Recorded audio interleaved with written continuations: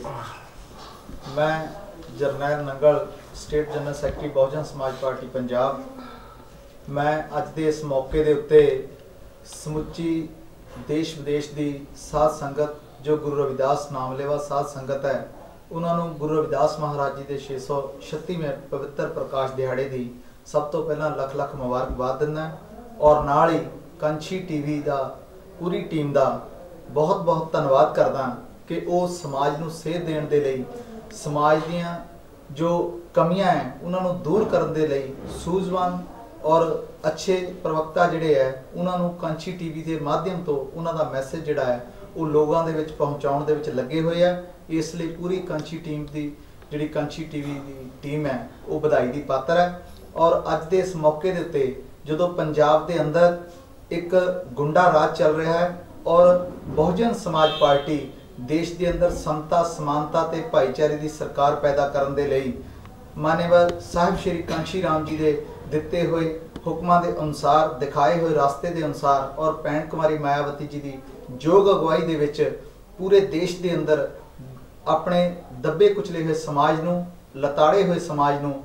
देण वालियां दी लाइन दे विच खड़ा करन दे लई उपराला कर रही है। इसे उपराले के तहत गुरु रविदास महाराज जी के सुपनिਆਂ ਨੂੰ साकार करन दे लई पंजाब के अंदर गुरु रविदास जी के नाम के उत्ते एक बहुत बड़ी शोभा यात्रा जिहड़ी है 9 तरीक तो शुरू की जा रही है। और इस शोभा यात्रा जिहड़ा मुख मकसद है वो यही है कि गुरु रविदास जी जो अपने समाज नूं एक सेध दे के गए ने, जिस मकसद के लिए गुरु रविदास जी ने इस समाज दे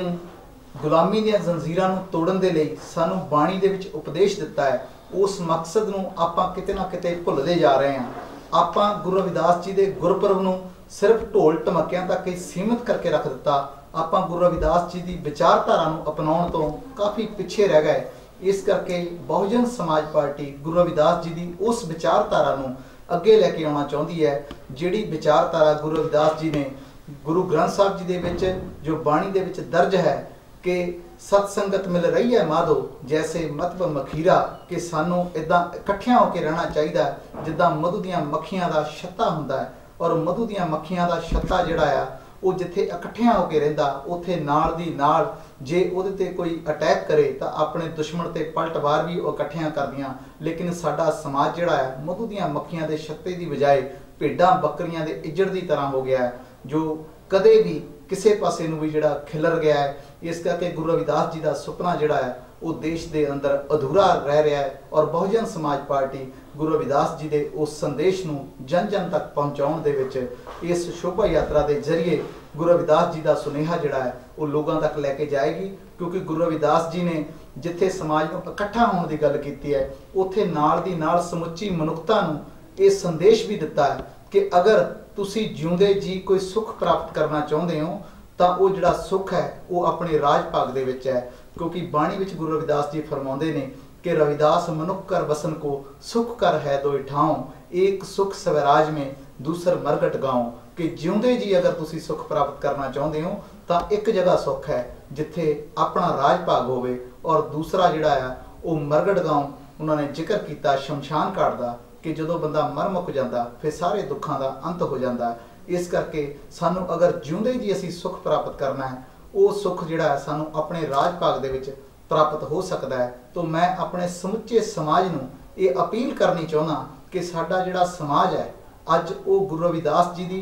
विचारधारा तो भटक चुका है और वो गुरु रविदास जी की विचारधारा नूं अगर अपनाएगा तो गुरु रविदास जी की जिहड़ी विचारधारा है उन्होंने अमली जामा जिहड़ा इस देश के अंदर बाबा साहब डॉक्टर भीमराव अंबेडकर जी ने कानून के राही सानू संविधान दे विच जिहड़ा कानूनी तौर पर हक लैके दे दिते ने और उन्हां हक्कां नूं पाउण दे लई सानू देश के अंदर अपना राज भाग स्थापित करना बहुत जरूरी है। मैं देश की नौजवानी नूं ये अपील करनी चाहांगा कि साडी जिहड़ी लड़ाई है वो डांग तलवार की लड़ाई नहीं है। साडी जिहड़ी लड़ाई है वो किसी गोली की या तोपां की लड़ाई नहीं है। साडी जिहड़ी लड़ाई है वो वोट की लड़ाई है। क्योंकि बाबा साहब ने सानू बहुत एक आसान हथियार लेके दिता है कि तुसी अगर किसी दे नाल भी कोई लड़ाई झगड़ा करोगे उहदे विच तुहाडा नुकसान भी होएगा, दूसरे का नुकसान होवे या ना होवे इस गल की कोई गारंटी नहीं, लेकिन तुहाडा पक्का नुकसान होएगा। इस करके सानू किसी दे नाल लड़ाई झगड़ा करन दी बजाय अपनी वोट का इस्तेमाल करना चाहिए है, क्योंकि देश के अंदर सारिया दुखों तकलीफों का हल जिहड़ा है जो तुसी वोट का सही इस्तेमाल अपने हक दे विच कर लोगे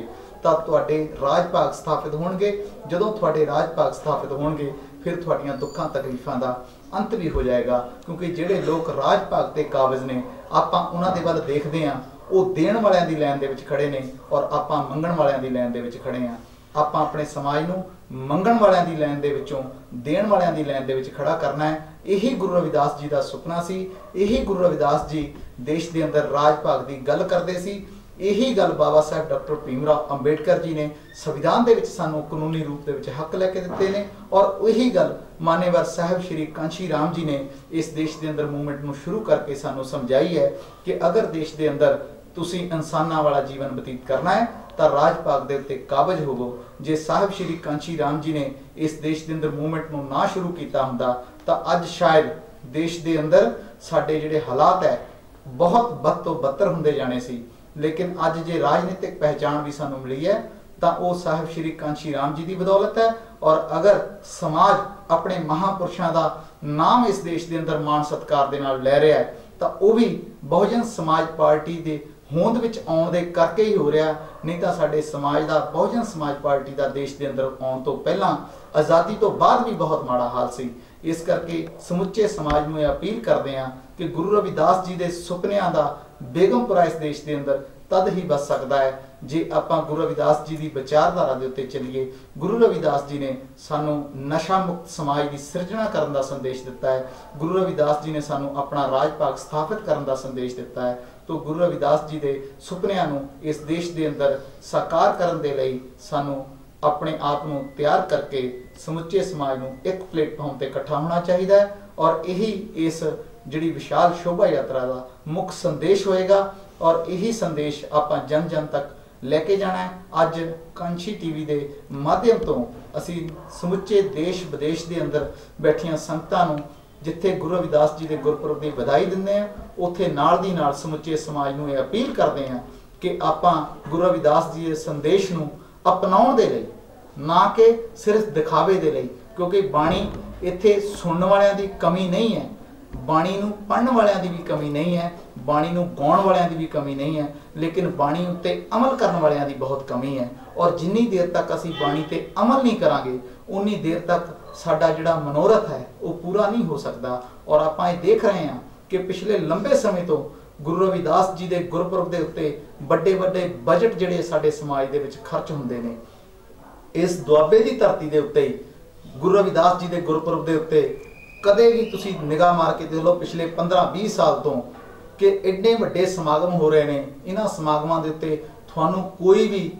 साउंड वाला जिहड़ा बेला नहीं मिलता, कोई लाइट वाला बेला नहीं मिलता, कोई भंगड़े वाला बेला नहीं मिलता, कोई डीजे वाला बेला नहीं मिलता। जे बजट इन्ने वड्डे साडे समागमां दे ने तां फिर सानूं उन्हां समागमां तो आपां निचोड़ की कढिआ, इस गल वाल भी ध्यान देना चाहिए है। क्योंकि गुरु रविदास जी ने सानू ये संदेश दिता बाणी दे विच कि जदों गुरु रविदास जी अपनी बाणी दे विच समाज के दुखों का वर्णन करते हैं तो वो शब्द बाणी दे विच उच्चारण करते हैं कि मृग मीन परिंग पतंग कौंचर एक दुख विनाश।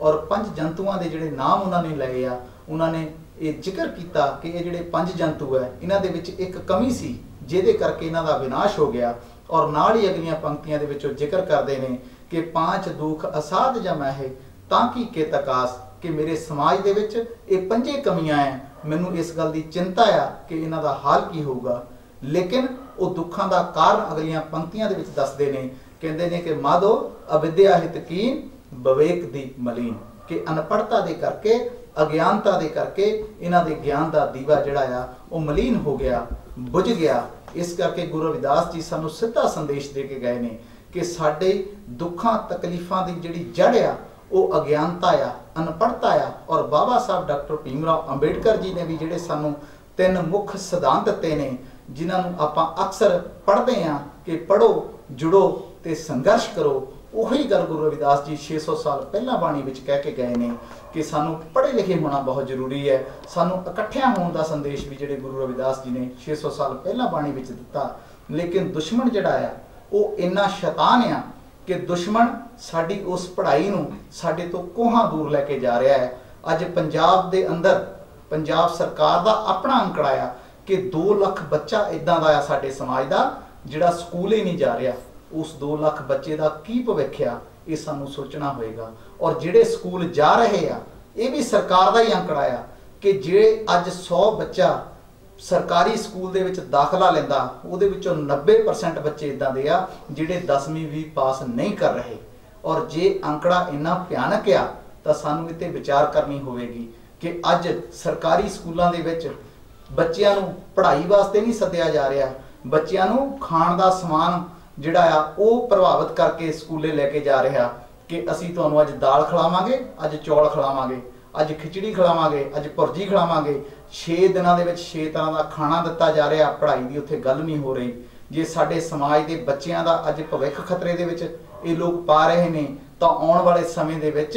साडे कोलों पढ़ाई जिथे लखां कोहां दूर चली जाएगी, उत्थे साडे बेड़ियां दे विच जिहड़ियां थोड़ियां बहुतियां रौनकां सरकारी अदारियां दे विच साडे जिहड़े मुलाजम साथी लगे सी, उन्हां दे बेड़ियां 'च जिहड़ियां थोड़ियां बहुतियां रौनकां आईयां सी, अज वो भी साडे कोलों दूर हुंदियां जाणगियां। और बाबा साहब का जिहड़ा दिता होया अधिकार है, जिहड़ियां नौकरियां दे विच रिजर्वेशन का मामला आ, वो साडे कोलों खत्म हुंदा जाएगा। क्योंकि असीं नौकरियां मंगण दे लायक ही नहीं रहांगे कि जे असीं पढ़े नहीं होवांगे तां नौकरियां कित्थों मंगांगे। इस करके मैं सारे, क्योंकि NRI वीर जिहड़े आ वो बड़े पैमाने दे उत्ते जिहड़ा समाज नूं अगे तोरन दे विच लगे होए आ, मैं सारे NRI भरावां नूं ये बेनती करनी चाहुंदा कि NRI वीर जिहड़े आ वो इस गल वल भी ध्यान देण कि जिहड़ा साडा समाज है वो जिथे आपां उहनूं उपर चुकण दी गल करदे हां, ਉਹਦੇ ਲਈ जिन्नी देर तक दुश्मन सत्ता ते काबज है उन्नी देर तक असी समाज का भला नहीं कर सकते। क्योंकि पूरी दुनिया के